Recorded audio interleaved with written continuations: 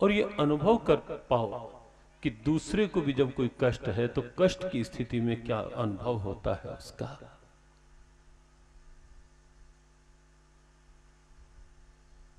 बहुत से उदाहरण हैं, उस क्रम में हम ना जाएं, केवल अपने प्रसंग में रहें। अर्जुन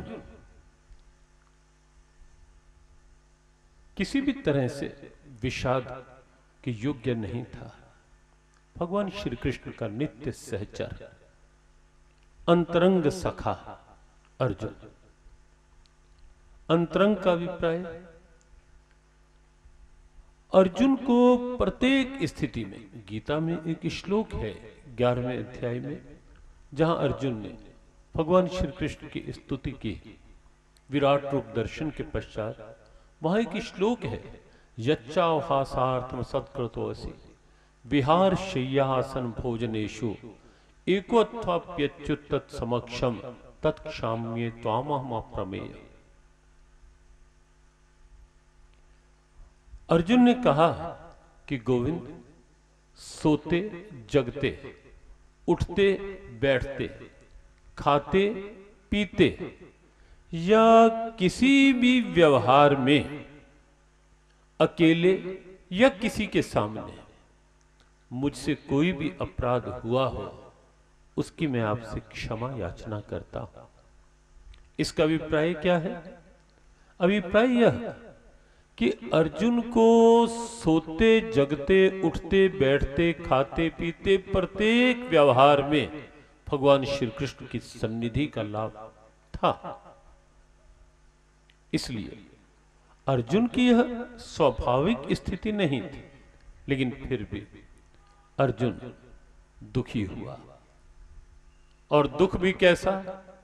उस स्थिति का जहां अर्जुन को कुछ और नहीं सूझ रहा था, कुछ भी नहीं, इतनी वेदना, ऐसी स्थिति, विषाद, एक्सट्रीम सॉरो, दुख का चरम जो होता है, उसे साहित्यिक भाषा में विषाद का शब्द दिया गया है। दुख का चरम, एक्सट्रीम सॉरो या डिप्रेशन। अर्जुन उस अवस्था तक पहुंचा। लेकिन भारतीय संस्कृति की दिव्यता है,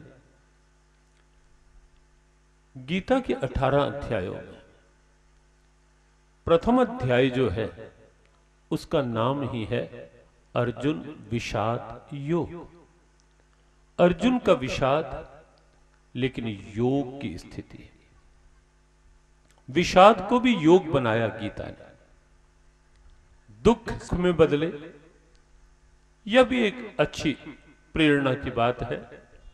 प्राय होता है जब मन किसी कारण से दुखी होता है, निराश होता है, चिंतित होता है, टेंस होता है, टेंशन में आता है, होता क्या है आम स्थिति में कि थोड़ी सी टेंशन होती है, उसके पश्चात इसे आप ध्यान से समझें, क्योंकि बिल्कुल जीवन की बात है, जीवन से जुड़ी हुई बात है, और जीवन से ही भी दैनिक व्यवहार से जुड़ी हुई बात, डे टू डे लाइफ जुड़ी हुई बात है।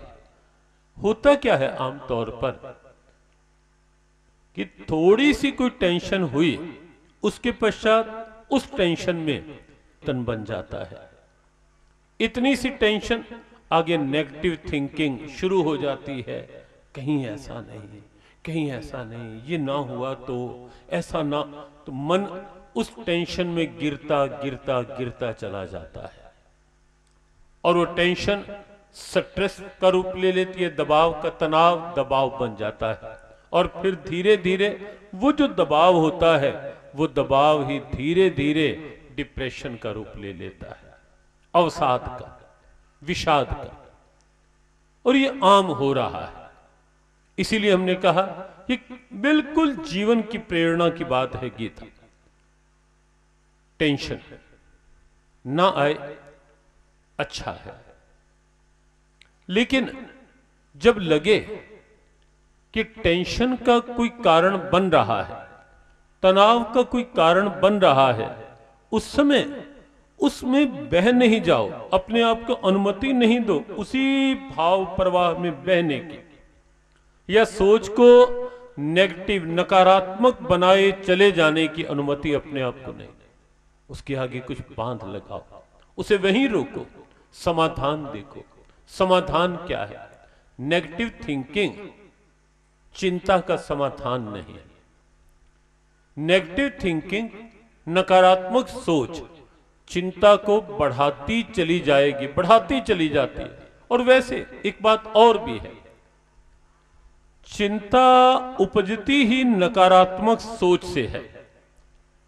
नकारात्मक सोच ही, नेगेटिव थिंकिंग ही हमारी टेंशन बनती है। केवल परिस्थिति नहीं, कई बार परिस्थिति भी कारण होती है, लेकिन गीता की प्रेरणा यह है कि यदि कोई परिस्थिति ऐसी है भी जो आपकी चिंता का कारण बन रही है, उसके निवारण का प्रयास करो, वहीं से, प्रारंभ से ही, कि निवारण कहां है, कैसे है। और सोचो कि क्या नकारात्मक चिंतन इस चिंता का निवारण कर देगा, और यदि नहीं करेगा तो लाभ क्या होगा? मैं और नकारात्मक सोच बनाते बनाते बनाते बनाते उसमें गिरता चला जाऊंगा, मन को गिराता चला जाऊंगा, लाभ क्या होगा? कहीं भी नहीं, कुछ भी नहीं, तनिक भी नहीं। अपना नुकसान, केवल अपना। और इसीलिए आवश्यक है सोच को पॉजिटिव बनाओ। जो बात थी गीता के उन सूत्रों की, उस चिंतन की, कि जहां हम तनाव के कारणों को बनने से रोक सकते हैं और जीवन को निश्चिंतता से जी सकते हैं, इस ग्रंथ में ऐसा बहुत कुछ है, बहुत कुछ। यदि आप ध्यान से पाठ करें, नियम से पाठ करें, भाव से पाठ करें, और पाठ करते करते कहीं कहीं, कभी कभी किसी भाव में अपने आप को रोकें जहां कोई लगे श्लोक कि ये श्लोक कितना महत्वपूर्ण है, भगवान ने कितनी प्रेरक बात कही मेरे लिए। किस प्रकार से भगवान ने कहा, सिद्ध सिद्ध्यो समो भूत्वा समत्वम योग उच्यते। योग तो मन की समता है अर्जुन। केवल आसन का नाम योग नहीं है, केवल शरीर की मुद्रा का नाम योग नहीं है। कृष्ण कहते हैं, अर्जुन, मन की समता का नाम योग है। Balanced stage of mind is योग, या स्टेबिलिटी ऑफ माइंड, मन की स्थिरता, मन की संतुलित सम अवस्था, वो योग है। जहां मन सम हो, जहां मन शांत हो, जहां मन स्थिर हो, जहां मन एक रूप हो, वो योग की स्थिति है। बने कैसे? या पहले ये देखें कारण, बनती क्यों नहीं? मन एक रूप रहता क्यों नहीं? मन के लिए ऐसा क्यों कह दिया जाता है, मन लोभी, मन लालची, मन कपटी, मन चोर, मन के मते न चालिए, पलक पलक मन और, क्यों कहा जाता है ऐसा? वस्तुतः मन ऐसा है नहीं, मन है नहीं ऐसा। मन यदि उस रूप में देखें, परमात्मा का अंश है ये। उस रूप में देखें तो इसे शांत होना चाहिए, स्थिर होना चाहिए, सम होना चाहिए, स्वरूपता, स्वभावता, लेकिन होता नहीं। अर्जुन कहता है, चंचलम ही मना कृष्ण प्रमाथि बलवद दृढ़म तस्याहम निग्रहम मन्ये वायोरिव सुदुष्करम। मानव मात्र का प्रतिनिधि प्रश्न अर्जुन का नहीं। अर्जुन का मन तो रमा हुआ था गोविंद में, सोते जगते उठते बैठते। अर्जुन की दशा तो यह थी कि एक बार अर्जुन को जब उठाने के लिए बारी बारी से कितने लोग गए, यहां तक रुक्मण गई, नारद जी गए, सब गए, लेकिन जिसने जा जाकर देखा अर्जुन सोया हुआ, और सोए सोए अर्जुन के रोम रोम से निकल रहा है, श्री कृष्ण गोविंद हरे मुरारे, हे नाथ नारायण वासुदेव। सोए सोए भी अर्जुन की रोम रोम से कृष्ण नाम निकल रहा है। अर्जुन तो वो पात्र, वहां तो मन लगा हुआ था, लेकिन अर्जुन ने क्यों कहा चंचलम ही मना कृष्ण? भगवान ने कहलवाया, हमने पहले संकेत किया कि अर्जुन गीता में मानव मात्र के प्रतिनिधि की भूमिका निभा रहा है। जो जो प्रश्न किसी के मन में उठ सकते हैं, अर्जुन ने गीता में हम सब के रिप्रेजेंटेटिव के रूप में वो प्रश्न उठाए हैं। चंचलम ही मना कृष्ण, कृष्ण ये मन तो बहुत चंचल है, प्रमाथी प्रमथनशील है, बलवत बहुत बलवान है, इसके आगे तो नहीं चलती कुछ कृष्ण। मन चंचल क्यों हुआ? सोचे विचारे। पानी स्वभाव से शीतल है, कभी कभी पानी गर्म हो जाता है। ध्यान से सुने समझे, आपको लगेगा कि बिल्कुल जीवन की बात है, ये बिल्कुल हमारे अपने जीवन के साथ जुड़ी हुई, और बहुत से समाधान गीता की प्रेरणाओं से आपको जीवन की समस्याओं के मिलेंगे। एक कठिनाई आजकल होती है वातावरण ठीक है, समस्याएं होती भी हैं, लेकिन आजकल प्रायः अध्यात्म को भी वहीं तक सिमटाया जा रहा है कि केवल मात्र बाहर की कठिनाइयां। गीता का जो अध्यात्म है वो जीव की अंदर से जो अंदर का शोक है, चिंता है, तनाव है, उसे निर्मूल करता है गीता का अध्यात्म। जीव की चिंताओं को जड़ से निर्मूल करता है, मिटाता है, समाप्त करता है। चिंता हुई क्यों, चिंता का कारण क्या, चिंता का निवारण क्या? गीता का अध्यात्म वह स्थिति है, वह दिव्यता है। पानी स्वभाव से गर्म नहीं है, स्वभावतः पानी शीतल ही होता है, लेकिन गर्म कब होता है? जब अग्नि के स्वभाव को पानी में मिला दिया जाता है। कोई आंच लगी, या तो अग्नि पर रखे तो पानी गर्म हो गया, या कहीं सूर्य की आंच लगी, तपन मिली तो पानी गर्म हो गया, वहां से अलग हटाओगे फिर शीतल हो जाएगा। क्यों? कि वो अपना उसका स्वभाव नहीं है, वो अग्नि के स्वभाव का आरोप है उसमें। बिल्कुल यही स्थिति मन परमात्मा का है। मन परमात्मा के लिए है, संसार के व्यवहार के लिए ये शरीर बनाया गया है, क्रियाओं के शरीर है, शरीर से काम करें। मन के लिए तो गोविंद बार बार गीता में कहते हैं मन मना भव। अर्जुन तू अपने मन को मेरे में लगा दे। गीता में भगवान ने जीव से कुछ नहीं मांगा, कुछ नहीं कहा। जब भी कहा बस एक ही बात कही कि तू अपना मन मेरे हवाले कर दे, तन से काम कर, तन से व्यवहार कर, करने चाहिए, लेकिन मन को संसार में नहीं उलझा,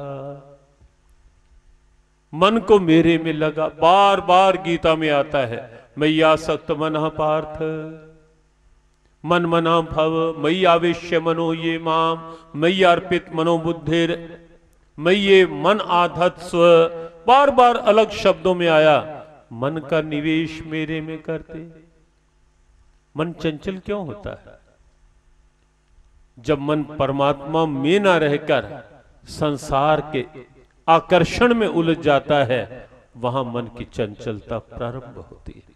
चंचल है न, जहां संसार ही चिंतन में, कामनाओं में, आसक्ति में संसार ही रमने लगता है, वहीं मन की चंचलता प्रारंभ होती है, वहीं से तनाव शुरू होते हैं, वहीं से टेंशन शुरू होती है। समाधान क्या है? समाधान बहुत सीधा सा, बहुत साफ सा है, बहुत स्पष्ट। मन को भगवान में लगाकर शरीर से कर्म कर। बहुत से लोग कहते हैं कि समस्या तो यही है, भगवान में मन का लगना कहां आसान है। प्राय ये बात आती है जब भी कहीं जिज्ञासा समाधान का कोई समय रखा जाता है और कोई प्रश्न हो ना हो, एक प्रश्न अवश्य होता है या कई प्रश्न होंगे, उनमें से अधिकतर प्रश्न ये होंगे कि मन नहीं लगता, मन नहीं लगता भजन। और हम एक बात कहते हैं, मन तो लगता है, लगना चाहता है। ये पूछना पड़ेगा अपने आप से सबको कि क्या हम वास्तव में मन को लगाना चाहते भी हैं। एक बात हमने पहले भी कही थी, प्राय होता है कि बच्चे से जब पूछा जाता है, बच्चे कहते हैं पढ़ाई में मन नहीं लगता, और हम उन्हें पूछते हैं मन करता नहीं या मन लगता नहीं। इन दोनों बातों में अंतर है। पढ़ाई के लिए मन करता ही नहीं अलग बात है, मन लगता नहीं अलग बात है। भजन पाठ पहले इसमें इंटरेस्ट बनाओ, रुचि जगाओ। जिस समय आप ये समझ लेंगे कि भजन के बिना कल्याण का, मानसिक शांति का कोई दूसरा विकल्प है ही नहीं, कोई विकल्प। और ये सच्ची बात है, केवल ये नहीं कि व्यासपीठ की कोई चर्चा मात्र या कथा मात्र, बिल्कुल जीवन की सच्चाई है कि भजन के बिना मानसिक शांति भी नहीं है और जीव का उद्धार भी नहीं। कितना कुछ कर ले जीव, कितना कुछ पा ले जीव, लेकिन बिना भजन के मानसिक शांति नहीं।